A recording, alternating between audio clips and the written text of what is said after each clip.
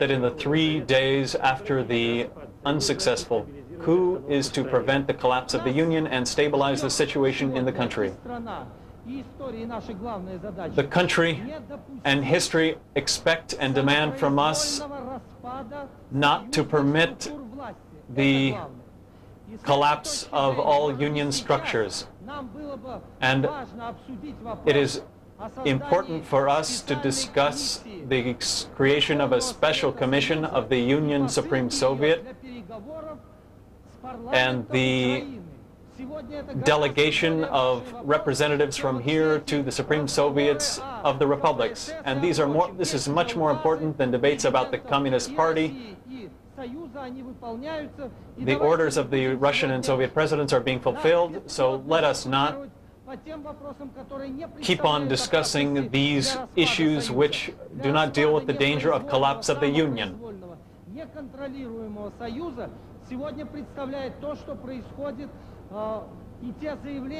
The declarations which have arisen between the Ukrainian and Russian governments demand this. The Supreme Soviet sent a delegation to Kiev with Mr.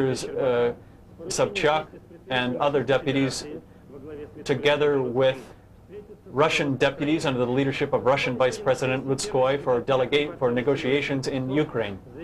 Mr. Kuptsov said that the Russian Communist Party members, as a mass, did not participate in the coup d'etat and should not be subject to persecution of rank-and-file members of the Communist Party.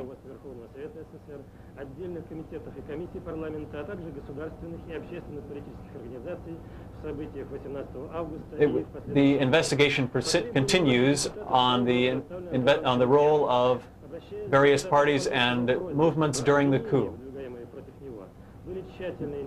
Former Supreme Soviet Chairman Lukyanov defended himself against accusations that he participated in the coup attempt. You will now see a fragment from Mr. Lukyanov's speech, from the debate on this topic. Of course, Mr. Lukyanov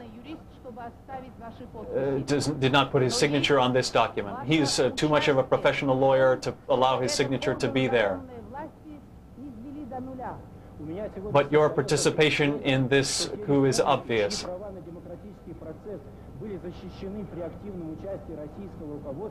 The fact is that the rights of the republics and democracy were defended by the Russian government and Supreme Soviet, so I would appeal to the Russian government and the Russian parliament to be tactful and legal in these difficult moments. Our union structure, including the Supreme Soviet, were incapable of preventing and turning back the coup. It was up to the Russian parliament to do this, and there were several USSR People's Deputies there. It was a victory of Mr. Shevardnadze and Mr. Rostropovich, who entered that building in the most difficult hours and prevented the coup plotters from attacking the building with such important people inside. We cannot say that this Supreme Soviet chosen by the Congress is completely guiltless in this coup. So we must bear in mind that when we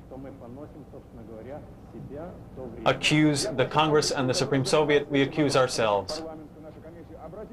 I believe the Supreme Soviet Commission should pay special attention to the role of the Communist Party of the Soviet Union. This is not a party. These are not communists. I saw them over at the barricades. We're talking about the party bureaucracy, which did not wish to give up its personal power. At the afternoon session, the confidence in the government was the topic of discussion. How did the cabinet of ministers behave during these August days? It was said that the cabinet of ministers did not take active participation in the coup.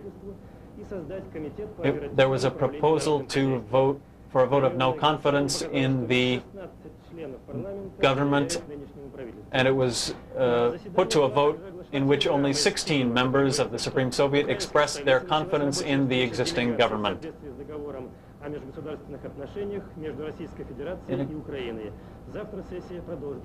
Tomorrow the session will continue its work. I think it's interesting for you to hear the members of the Commission on the Daily Economy that was created today at the Supreme Soviet and what they will be responsible for. Mr. Salayev will be the coordinator of Union Republic organs. He will occupy the duties of Minister of State Security, Defense, Foreign Affairs, etc. The agro-industrial complex, foreign economic spheres will be the responsibility of Rushkov. Mr. Yavlinsky will be in charge of developing the economic reform plan for the country and the inclusion of the country in the international financial system. We have received interesting information from the Russian Prosecutor General's office. Yevgeny Lisov, the Russian General Procurator, signed this communication, which said that there are spontaneous investigative groups springing up around the Russian Federation by their own volition. Yevgeny Lisov categorically spoke out in opposition to the formation of these commissions and advocated a professional approach to the investigation of the coup. And if there are convincing pieces of evidence of a person's participation in the coup, then these documents should be transferred to the prosecutor's office at the local level. The Soviet president has issued a series of orders. The first creates a commission to investigate the role of the KGB in the recent events. We congratulate Mr. Ignatyenko, who has been appointed General Director of the Telegraph Agency of the Soviet Union. As you know, the agency TASS will work on new principles from now on.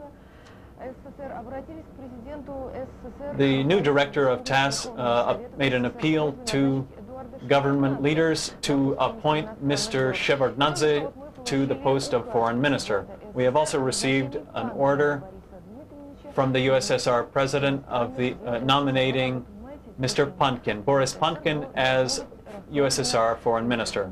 But this order is subject to confirmation by the Supreme Soviet. Boris Pankin was the ambassador who most clearly formulated his own position during the days of the coup.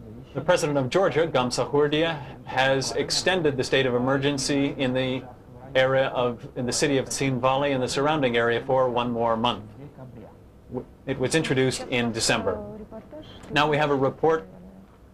You will continue this topic? Yes.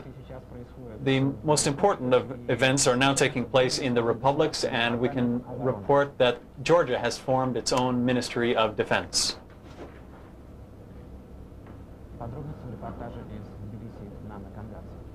You will see a report from Georgia.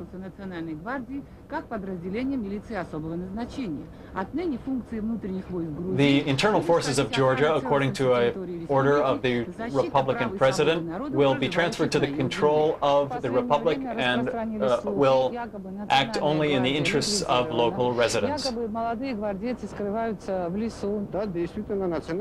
Yes, the National Guard members are hiding in the forests and in the mountains. The commander of the Caucasus Military Command that military exercises are being carried out in the mountains and forests. Yesterday's newspapers contain information that 15,000 members of the National Guard have are no longer obeying President Gamsahurdia's orders. This is not true. The National Guard is subordinate to the President and will do what he orders. Georgia has begun the process of officially forming a Ministry of Defense. It will have its own Air Force, Navy, and other types of forces. The process of departitization is continuing in the republics. The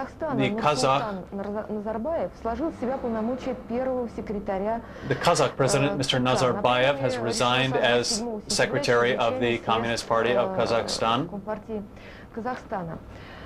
The Uzbek Communist